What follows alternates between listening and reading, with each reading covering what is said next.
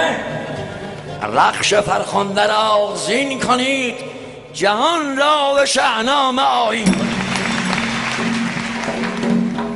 به نام جهان داور دادگر که از او گشت پیدا به گیتی هنر، خداوند نام و خداوند جای، خداوند روزیده و رهنما.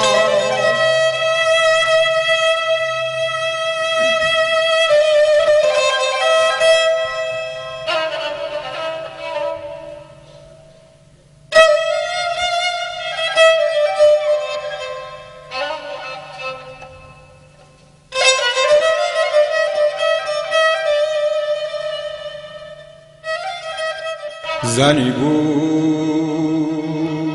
برسان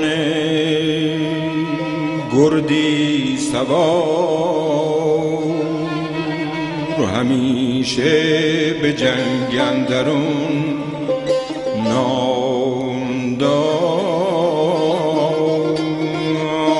کجا نام او بود گردآفرید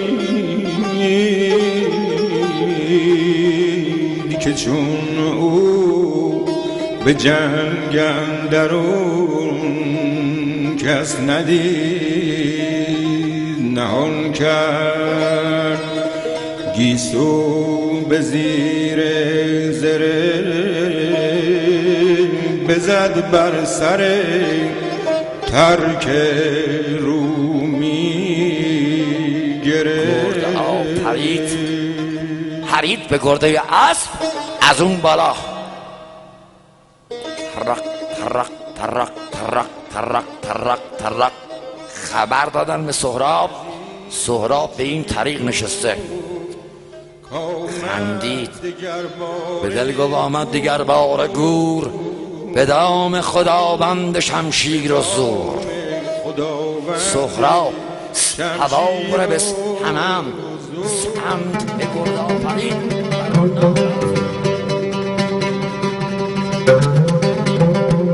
هماورد را دید گردآفرید که برسان آتش همی بردمید، سر نیزه را سوی سهراب کرد. گردآفرید اومد تو خانه زین. سهراب نیزه به چرخ بندازه براس هرش گرفت به میله خود سرازیر، موها مثل آبشار طلا. بدان سهراب کو دختر است، سر روی او از در و افسر است. شگفت آمدش گفت از ایران سپاه یکی دختر آید به آوردگاه. ز بند زره موی او درخشان چو خورشید شد روی او.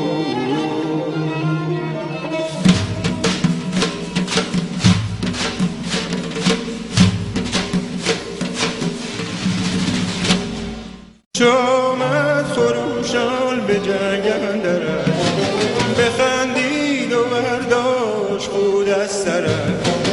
بخندید و برداشت خود از سرش. رها شد ز بند زره موی او، درخشان چو خورشید شد روی او. درخشان چو خورشید شد روی او.